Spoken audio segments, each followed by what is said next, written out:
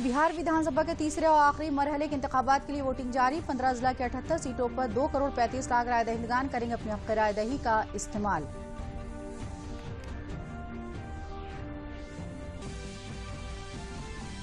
IIT Delhi के 91वीं जलसे तकसीम असनाद को वीडियो कॉन्फ्रेंसिंग के तवज्जुह से वजीर आजम नरेंद्र मोदी ने किया खिताब। कहा, कोविड-19 के बाद दिखेगी बदली हुई दुनिया।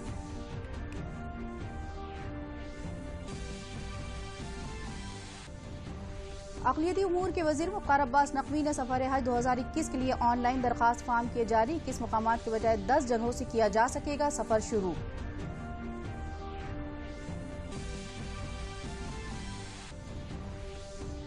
और अयोध्या दीप उत्सव प्रोग्राम में इस बार नजर आएगा खवातीन के इस्तेहकाम का असर। मकामी अवामी रक्स के तवस्सुत से रामलीलाओं को करेंगे पेश। रामलीला में खवातीन भी प्रोग्राम करेंगी पेश।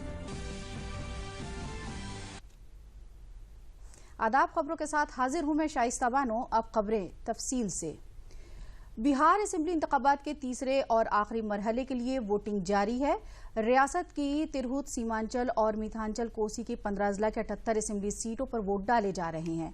तीसरे मरहले में 2 करोड़ 35 लाख से ज्यादा राय दहिंदगान 110 खवातीन उम्मीदवार समेत कुल 1204 उम्मीदवारों की चुनावी किस्मत का फैसला करेंगे।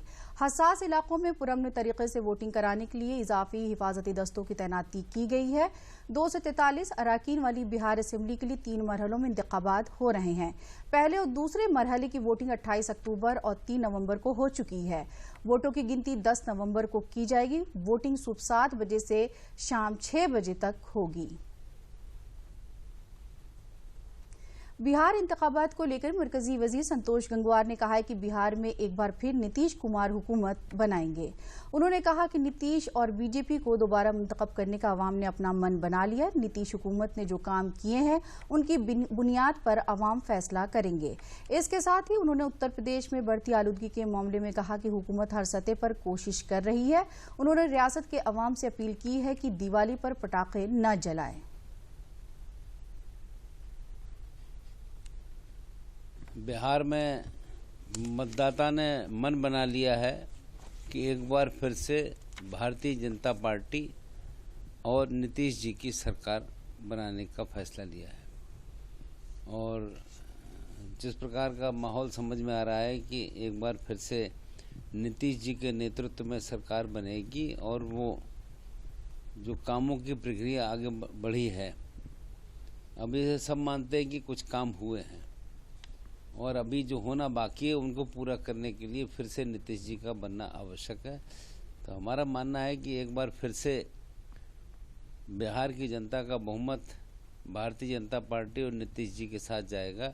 आने वाले समय चूँकि दीपावली का है तो दीपावली के अवसर पर भी ये प्रदूषण और बढ़ जाता है। हम व्यक्तिगत रूप से इस काम में जुड़ें और अपने आप को कोशिश करें कि इस प्रदूषण से कैसे अलग करने का काम करें। IIT दिल्ली की 51वीं जलसे तकसीमी असनाद प्रोग्राम में वज़ीर आज़म नरेंद्र मोदी ने वीडियो कॉन्फ्रेंसिंग के जरिए हिस्सा लिया।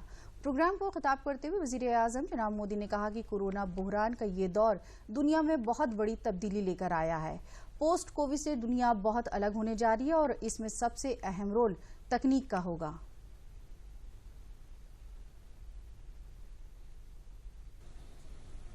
कोरोना के ये संकट काल ये दुनिया में बहुत बड़े बदलाव लेकर के आया है।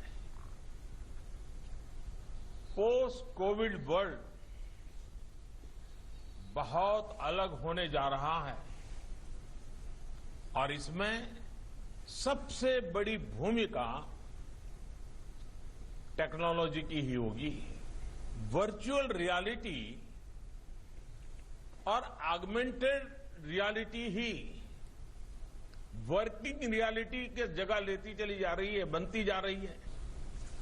आत्मनिर्भर भारत अभियान की सफलता के लिए ये बहुत बड़ी ताकत है।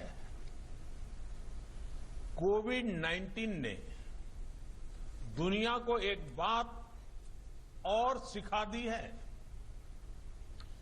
ग्लोबलाइजेशन महत्वपूर्ण है, लेकिन इसके साथ साथ सेल्फ रिलायंस भी उतना ही जरूरी है। साथियों, आत्मनिर्भर भारत अभियान आज देश के नौजवानों को, टेक्नोक्रेट्स को, टेक एंटरप्राइज लीडर्स को अनेक नई अपॉर्चुनिटीज देने का भी एक अहम अभियान है।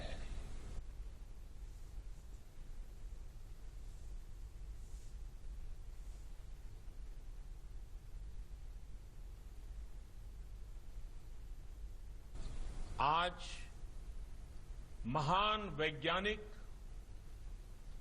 डॉक्टर सीवी रमन जी की जयंती है। ये बहुत ही शुभ अवसर है आज कॉन्वोकेशन का और इनके जन्मदिन के साथ जुड़ने का।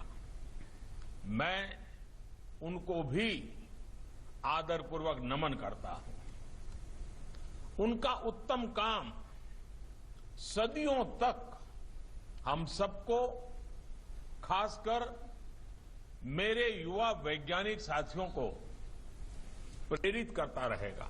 आपकी महारत से, आपके अनुभव से, आपके टैलेंट से, आपके इनोवेशन से देश अगर आपको ईज ऑफ डूइंग बिजनेस देता है, सरकार व्यवस्थाएं देता है, तो आप इस देश के गरीब से गरीब नागरिक को ईज ऑफ लिविंग देने के लिए नए नए इनोवेशंस लेकर के आइए, नई नई चीजें लेकर के आइए। हाल में करीब करीब हर सेक्टर में जो बड़े रिफॉर्म्स किए गए हैं, उनके पीछे भी यही एक सोच है। पहली बार एग्रीकल्चर सेक्टर में इनोवेशन और नए स्टार्टअप्स के लिए अनगिनत संभावनाएं बनी है। पहली बार स्पेस सेक्टर में प्राइवेट इन्वेस्टमेंट के रास्ते खुले हैं।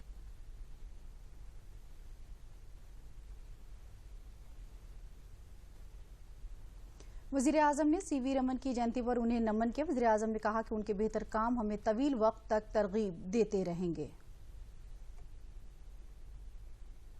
साल 2014 में इक़्तिदार में आते ही मरकज की बीजेपी हुकूमत ने सुपुर्दोश फौजियों के लिए one rank one pension scheme नाफिज करने का ऐलान किया था।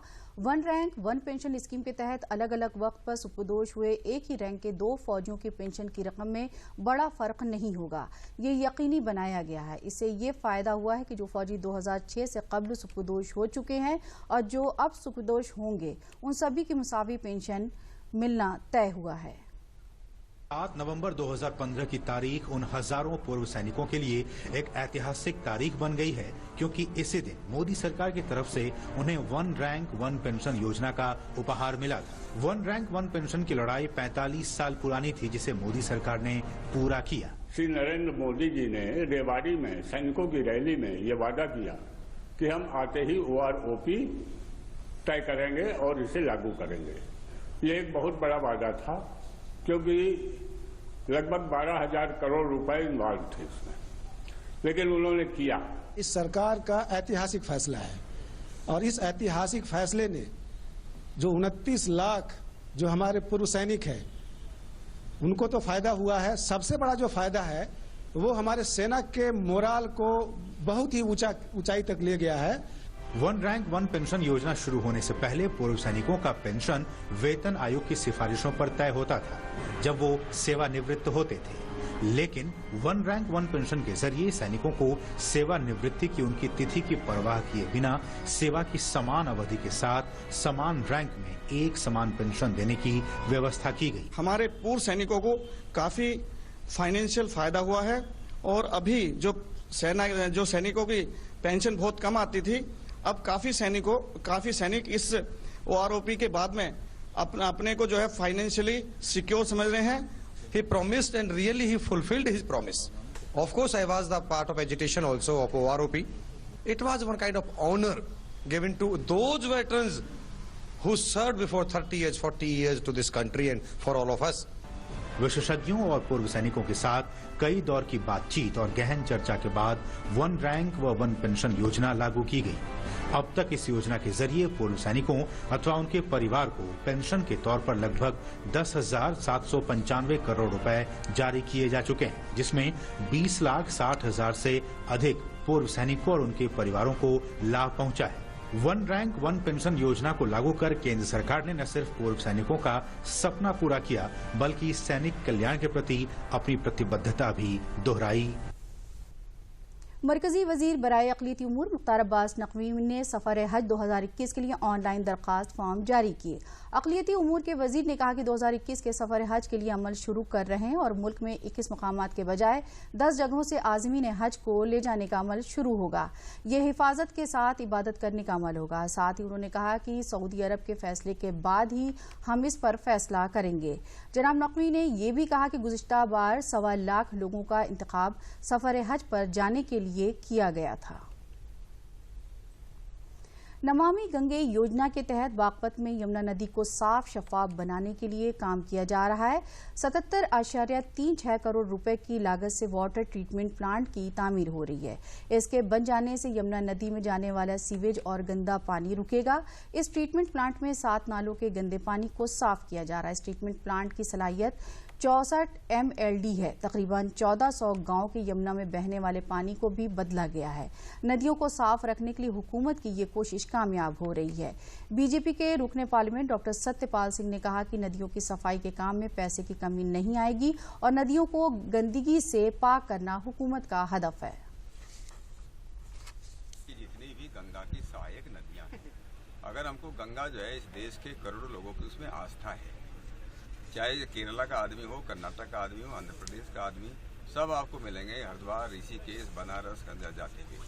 लेकिन जिस हिसाब से गंगा प्रदूषित हो गई और पिछले लगभग 50 वर्षों में, उससे सभी लोगों को बड़ी चिंता थी कि जिस नदी को हम इतना पवित्र मानते हैं वो इतनी प्रदूषित हो गई कि लोग जो है नहाने की बात तो अलग है, आचमन करने की बात अलग है, उसमें लोगों ने पैर देना भी जो है उसमें जो है सकुचाने लगे। और इसीलिए अगर गंगा को हमको साफ करना है, उसकी सहायक नदियों को भी साफ करना पड़ेगा और इसे सहायक नदियों को साफ करना पड़ेगा। तो यमुना नदियों के किनारे जितने हमारे टाउन्स हैं, जितने हमारे गांव हैं, बहुत से ऐसे गांव थे, लगभग 1400 के आसपास ऐसे गांव थे जो गंगा नदी के किनारे बसे हुए थे और उनका जो मलमूत्र था, उनका जो सीवेज हम कह सकते हैं, वो गंगा नदी के अंदर जाकर मिलता था। उनको सबको बदला गया है। जितने भी शहर और टाउन आए हैं कि उनका जो पानी, सीवेज का पानी जो है वो ऐसे ही जो है गंगा नदी में या उसकी सहायक नदियों में जाकर नहीं पड़े, इसलिए वहां पर जो है STP लगाई गई हैं। वजीर बराए सनती तरक्यात सतीश महाना ने यमुना अथॉरिटी की जायजा मीटिंग में सनती सरमायाकारी के साथ अथॉरिटी के हल्के में चल रही स्कीमों के बारे में मालूमात हासिल की। उन्होंने कहा कि रियासत में एक्सप्रेसवे और हाईवे के 1 किलोमीटर के दायरे में सनती हल्के फरोग दिए जाएंगे। इसके लिए आराजी तहवील जल्द शुरू की जाएगी। यमुना अथॉरिटी मथुरा और आगरा में हेरिटेज कॉरिडोर फरोग देंगी। उन्होंने कहा कि पूर्वांचल एक्सप्रेसवे का 60% काम मुकम्मल हो चुका है। बुंदेलखंड एक्सप्रेसवे का काम तेजी से चल रहा है। डिफेंस कॉरिडोर बनाया जा रहा है। इन सभी एक्सप्रेसवे के किनारे कई बड़े शहर उत्तर प्रदेश के आ रहे हैं, जहां सनती शोबे के बड़े इम्कानात हैं और इससे लोगों को रोजगार भी मिलेगा। जिस समय ऑनरेबल सुप्रीम कोर्ट ने सबसे जो बड़ा चंक था वो आम्रपाली से संबंधित और JP वालों से संबंधित था, लगभग 30-35 हजार उनके द्वारा थे और लगभग 25 हजार, लगभग 70,000 मकान थे। तो ऑनरेबल सुप्रीम कोर्ट के आदेश के ऊपर वहां पर उन्होंने NBCC ने उसको टेक ओवर कर लिया। उन्होंने बनाना भी शुरू कर दिया। आप लोगों की जानकारी में है कि उन्होंने कंस्ट्रक्शन भी शुरू कर दिया।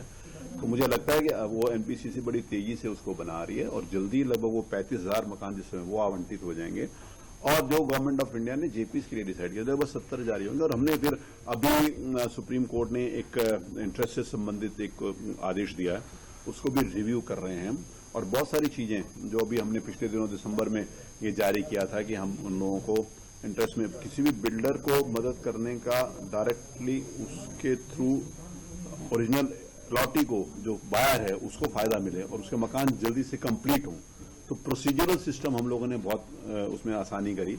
जो कोविड काल में जो औद्योगिक आवंटन हुआ है, जिस प्रकार यहाँ अलग अलग 5 पार्कों की स्थापना हुई है, जो रोजगार के अवसर आए हैं, बड़ी बड़ी कंपनियों द्वारा देश के जो निवेश किया गया है उसकी पूरी सूचना, भविष्य के जो कार्यक्रम हैं, हेरिटेज कॉरिडोर बनाने का वृंदावन को और टप्पल बाजना में लॉजिस्टिक और वेयरहाउसिंग हब बनाने का, 2041 के मास्टर प्लान को डेवलप करने का, इन सब बारों में विस्तार से माननीय मंत्री जी से को अवगत कराया गया और उनसे अनुमोदन मांगा गया कि शासन स्तर पर इसका अनुमोदन कर इस परियोजना को आगे बढ़ाया जाए। फिल्म सिटी के परियोजना के बारे में बताया गया, एयरपोर्ट की परियोजना की अधिक स्थिति दी गई और मल्टी मॉडल कनेक्टिविटी के लिए मेट्रो की जल्दी से अनुमोदन मेट्रो रेल का हो जाए, यहाँ पर चलने के लिए उसमें अनुरोध किया गया। रामनगरी अयोध्या में होने वाले चौथे दीप उत्सव का प्रोग्राम खवातीन के इस्तेकाम पर मबनी होगा। 13 नवंबर को दीप उत्सव के इनेकाद में सबसे पहले साकेत महाविद्यालय से रामायण के सीन पर मबनी 11 झांकियां निकाली जाएंगी। मकामी खवातीन अवामी रक्स के तवस्सुस से समा बांधेंगी। इसके लिए 200 से ज्यादा खवातीन सभी तलबा के साथ रक्स करते हुए सरयू घाट तक पहुंचेंगी। वहीं इस साल राम की पैड़ी पर दीप उत्सव के इनेकाद में भी किसी तादाद में तालिबात को वॉलेंटियर के तौर पर शामिल किया गया है। अयोध्या के राम कथा पार्क में छत्तीसगढ़ की 30 खवातीन रामलीला के सीन पेश करेंगी, जिसको लेकर तैयारी शुरू कर दी गई है। इस दौरान वजीर आला योगी आदित्यनाथ के साथ काबीना के कई अराकीन भी मौजूद रहेंगे। और आगे जो प्रोग्राम होना है साकेत से लेके रामकथा पार्क तक हम लोग की झांकी लग रही है, हम लोग का फोक डांस है, मतलब कई जिलों से कई प्रकार के कलाकार आ रहे हैं, तो हम लोग का भी लगेगा, हम लोग उसके प्रैक्टिस कर रहे हैं। 40 लड़कियां मेहनत कर रहे हैं और रोज प्रैक्टिस करवाते हैं और भी है ग्रुप, वो लोग भी प्रैक्टिस कर रहे हैं। हम लोग को बहुत अच्छा लग रहा है। हर साल की तरह इस बार भी जो है झांकियों का निर्माण किया जा रहा है सूचना एवं जनसंपर्क विभाग की तरफ से, जिसमें 11 प्रसंग हैं भगवान श्री राम को लेके, जिसमें पुत्रेष्ठी यज्ञ से शुरू होकर उनके राम दरबार तक की, राम राज्याभिषेक तक का जो है झांकी है, जिसमें अब की कुछ फेरबदल किए गए हैं। जैसे कि कुछ झांकियां हैं जो महिला सशक्तिकरण के ऊपर मनाई जा रही हैं, कुछ झांकियां हैं जो एक कानून व्यवस्था पे भी दिखाया जा रहा है। 24 घाटों पे लगभग 8000 सक्रिय वॉलंटियर्स, प्रति वॉलंटियर लगभग 75 दिए आएंगे जो उनको जलाने रहेंगे और इफिशिएंसी के साथ, अपने कार्य क्षमता के साथ साथ वो प्रति व्यक्ति लगभग 75 दिए जला करके लगभग 6 लाख दिए प्रज्वलित करने का हमारा लक्ष्य है। हमारे साथ इस बार विश्वविद्यालय परिसर के लगभग 2500 छात्र छात्राओं के अलावा विभिन्न महाविद्यालयों के लगभग 15 महाविद्यालयों के छात्र छात्रा, 28 स्वयंसेवी संस्थाओं के छात्र छात्रा, जिनकी संख्या कुल लगभग 8000 हो रही है। 8000 सक्रिय कार्यकर्ताओं के साथ, सक्रिय वॉलंटियर्स के साथ, जिसमें 40% महिलाओं की भागीदारी है, जो महिला सशक्तिकरण का एक प्रबल उदाहरण है। लखनऊ में गुज़िश्ता कई दिनों से धुंध और धुएं के मिलने से बन रहे इस स्मॉग के सबब आलूदगी की मिकदार AQI के स्टैंडर्ड सतह को पार कर गई है, जिससे लखनऊ में सूरत हाल संगीन हो गई है। आइए देखते हैं एक रिपोर्ट। मौसम में बदलाव के साथ प्रदूषण को लेकर जारी चेतावनी सच साबित होने वाली है। दिल्ली में कहर बरपा रही दूषित हवा ने लखनऊ सहित कई शहरों के वातावरण को भी जहरीला बनाना शुरू कर दिया है। मौसम विभाग ने चेताया है कि दिल्ली से आने वाली पश्चिमी और उत्तरी पश्चिमी हवा धुंध और बढ़ाएगी, जिससे प्रदूषण खतरनाक स्तर पर पहुंच जाएगा। पिछले वर्ष भी नवंबर में एयर क्वालिटी इंडेक्स 400 से अधिक रिकॉर्ड हुआ था, जो इस साल 400 को पार कर गया है। दरअसल बीते 2-3 दिन से राजधानी लखनऊ के तापमान में तेजी से गिरावट आई है, जिसके चलते सुबह की ओस की नमी वातावरण में मौजूद रहती है, जिससे प्रदूषक कण और रुककर स्मोक बनाते हैं। वायुमंडल में यही प्रदूषक कण इकट्ठा होते जा रहे हैं, जिससे हवा जहरीली होती जा रही है। सरकार की ओर से बढ़ते प्रदूषण को रोकने के प्रयास किए जा रहे हैं, लेकिन जरूरत लोगों को जागरूक होने की ज्यादा है। प्रदूषण को लेके जो नगरायुक्त महोदय के निर्देशानुसार जो हम लोग नगर निगम स्तर पर कार्रवाई हो रही है, इसमें टैंकरों से पानी छिड़काव हो रहा है और कोशिश की जा रही है कि जहां कंस्ट्रक्शन वर्क चल रहा है वो कवर्ड हो और वहां भी पानी का छिड़काव प्रॉपर होता रहे। सारे सुपरवाइजर इंस्पेक्टर को निर्देश दिए जा चुके हैं कि कोई कूड़े पे जलाता हुआ पाया जाए तो उस पर सख्त कार्रवाई हो, और इधर पिछले दिनों में 2-4 कार्रवाइयाँ भी की गई हैं। शहर में प्रदूषण की स्थिति देखते हुए लोगों को एहतियात बरतने की जरूरत है। जब जरूरी हो तभी घर से बाहर निकलें, मास्क का इस्तेमाल करें, जो उन्हें कोरोना के साथ प्रदूषण से भी बचाएगा। KGMU के डॉक्टर संजय कुमार गुप्ता बताते हैं कि बुजुर्गों को सुबह टहलने से बचना चाहिए, क्योंकि सुबह हवा सघन होती है और इस दौरान प्रदूषित कण की मात्रा सबसे अधिक होती है। ये कण फेफड़ों को बहुत अधिक नुकसान पहुंचाते हैं। फाग गिर रहा है, फाग गिरने से जो पोल्यूशन है वो ऊपर नहीं जा पाता, फाग के नीचे रह जाता है। अब पोल्यूशन में मालूम होगा कार्बन मोनोऑक्साइड, कार्बन डाइऑक्साइड, ये दोनों गैस रहते हैं तो जो सांस के द्वारा हमारे लंग्स में जाते हैं और लंग्स में जा करके ये जो लंग्स के एल्वेलाई होते हैं उनके अंदर कवरिंग बना लेते हैं, चिपक जाते हैं, जिससे सांस लेने में दिक्कत आ सकती है। तो गवर्नमेंट को तो यह करना चाहिए कि जो दीपावली आने वाले समय में पटाखों को पूरी तरह प्रतिबंध कर देना चाहिए, वरना आदमी ऑलरेडी लंग्स का मरीज भयानक हो जाएगा। मौसम विभाग के मुताबिक फिलहाल 15 दिन बारिश होने की कोई उम्मीद नहीं है। तापमान में भी कमी आ रही है। ऐसे में प्रदूषण अत्यंत गंभीर स्थिति में पहुंच सकता है। ऐसे में और सावधानी बरतने की जरूरत है। Himanshu Sonkar, DD news, Lucknow.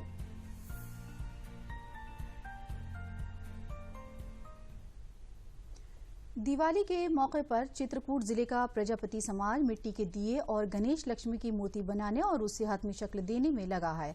मजहबी किताबों में दिवाली के दिन मिट्टी के दिए जलाने और मिट्टी के गणेश और लक्ष्मी की मूर्ति पूजा की खुसूसी अहमियत है। मिट्टी के दिए और गणेश लक्ष्मी मकामी बाजार के अलावा बांदा और मध्य प्रदेश वाक़े सतना, कटनी, मेहर जिले के कारोबार यहां से आकर ले जाते हैं।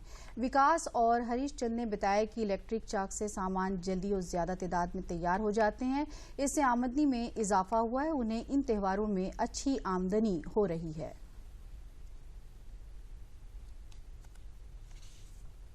दिवलिया वगैरह जो चाक से संबंधित जो चीजें बनते सभी बनाते हैं, मूर्तियों का भी काम होता है थोड़ा बहुत। गणेश लक्ष्मी वगैरह दिया है, कुल्हड़ प्याली, चाय वाले कप वगैरह वगैरह सभी बनते हैं। दीपावली के दिए बन रहे हैं और लक्ष्मी गणेश की मूर्तियां भी बन रही हैं। इसमें टाइम ज़्यादा लगता है पत्थर के चाक चलाने में। इलेक्ट्रॉनिक चाक में थोड़ा समय बच जाएगा, उसकी रफ्तार एक जैसी रहती है, उसमें काम ज़्यादा होगा, आमदनी भी बढ़ेगी हमारी। दिया का भी टाइम है मेरा, मैं दिया भी बनाता हूँ, मूर्ति भी बनाता हूँ हर प्रकार की। और मेरी सप्लाई है, अतर्रा है, बांदा है, सतना है, कटनी है और ये छोटे मोटे ग्रामीण गांव में भी जाता है माल। और मेरी सप्लाई भी अच्छी है। व्यापारी मेरे पास आते हैं, खुद यहाँ से ले जाते हैं, हमें कहीं जाना नहीं पड़ता है। फायदा है कि जैसे 100 बनते हैं उसमें 200 बनेंगे, दुगना माल बनेगा, हम उसमें ज़्यादा फायदा होगा। और इसमें पत्थर में ज़्यादा फायदा नहीं है, तो हम चाहते हैं कि मुझे इलेक्ट्रिक वाला ये चाक मिल जाए। आवेदन दिया है बिजली इलेक्ट्रिक चाक वाले के लिए और हम चाहते हैं कि वो मिल जाए तो उससे काम ज़्यादा सहलाएगा। जो काम 1 घंटे में होना है तो उसमें आधे घंटे में पर्याप्त हो सकता है। टाइम कम लगेगा, आमदनी ज्यादा होगी। इसमें यह दिक्कत है कि जितनी एक बार चलाएंगे तो एक ही चीज बनेगा, चाहे हुंडा बना ले, चाहे प्याली बना ले, चाहे दूलिया बना ले, चाहे जो भी कुछ बनाएंगे, एक बार चलाने से एक ही बार बनेगा। और वो चाक में यह है कि चलाना नहीं पड़ेगा तो वो टाइम पूरा बच जाएगा। खुद कफील भारत के तहत एटा जिले के हरसिंह गांव के नौजवान कुम्हार रवायती काम मिट्टी के दिए बनाकर नौजवानों को राग़िब कर रहे हैं। हरसिंह गांव के नौजवान कुम्हार महेंद्र प्रजापति ने बताया कि वज़ीर आज़म के लोकल फॉर वोकल कैंपेन को ध्यान में रखते हुए हम नौजवान अपने रवायती काम में लग गए हैं। हमारी फैक्ट्री में तकरीबन 1 दर्जन लोग काम कर रहे हैं जो कोरोना के सबब दिल्ली, गुजरात और दीगर रियासतों से वापस आए हैं। लोकल फॉर वोकल की वजह से इस बार हमारा दिए बनाने काम 2 गुना हुआ है। 21 मशीनों से 21 डिजाइनों के दिए दिवाली के लिए बनाए जा रहे हैं। कई अजला से दिए बनाने के ऑर्डर मौसूल हुए हैं। तकरीबन सभी ऑर्डर भेज दिए गए हैं। काम करने वाली सोनकरी ने बताया कि हमें इस बार पहले से मुकाबले ज्यादा रोजगार मिला है। जैसे बना रहे मशीन से खूब चल लो दिया भाई, बाहर जा रो दिया, रोजगार मिल रहा है। अब ज्यादा मिला, पहले तो ज्यादा बन रहा। कहेंगे कि आप दिए जलवाना, मोमबत्ती मत जलाना। इस बार बहुत अच्छा दीपक निकल रहा, पहले की अपेक्षा ज्यादा माल उठ रहा। हम तो कोविड-19 के चक्कर में सोच रहे थे कि माल मेरा रखा रहेगा, बिकने को हमें उम्मीद नहीं लग रही थी। प्रधानमंत्री जी ने लोकल एंड वोकल कहा था, उसके तहत बहुत अच्छा माल उठा है। देसी अपनाओ अपना, विदेशी नहीं अपनाओ। हाँ, मिट्टी में काफ़ी बर्तन, चाय के गिलास, दूध के गिलास सब्जी के लिए कटोरा, सकोरा, चाउमीन प्लेट, काफ़ी आइटम बनते हैं हमारे यहाँ। एनटीपीसी ऊंचाहार ने 45वीं यौम तासीस को जोश और खरोश के साथ मनाया है। एडमिनिस्ट्रेटिव बिल्डिंग में पचम कुशाई करने के बाद प्रोग्राम के मेहमान खुसूसी भोलानाथ ने कहा कि हमारी टीम पूरे अज़्म के साथ काम करने के लिए जानी जाती है। कोविड-19 के दौर में भी हमारे एहलकारों ने अपना ताउन दिया है। 7 नवंबर 1975 को एनटीपीसी ने अपना सफर शुरू किया था और आज बिजली के पैदावार के शोबे में बड़ी कंपनी के तौर पर काम कर रही है। एनटीपीसी ने कोयला, गैस, हाइड्रो, शमसी और दीगर तवाने के शोबे में अपनी हाजिरी दर्ज कराई है। इस मौके पर असिद्दत, इंडम Banerjee general manager SK Ojha, Keshav Kumar Dipendu divisional general manager मौजूद थे। मैं बहुत सारी शुभकामनाएं और बधाई देता हूं। आपको पता है, आज से 45 वर्ष पूर्व भारत सरकार ने एनटीपीसी के एक वृक्ष को पौधा, छोटा सा पौधा लगाया था। 1975 में यह पौधा लगाने से उसका उद्देश्य था कि पूरे भारत में हम विद्युत उत्पादन की गति को त्वरित करेंगे। उस समय हमारे देश में बिजली की बहुत ही कमी थी, बिजली का उत्पादन नहीं था और जो कुछ हो रहा था घर तक पहुंच नहीं पा रहा। हम इसी के साथ खबरें खत्म, इजाजत दीजिए, आदाब।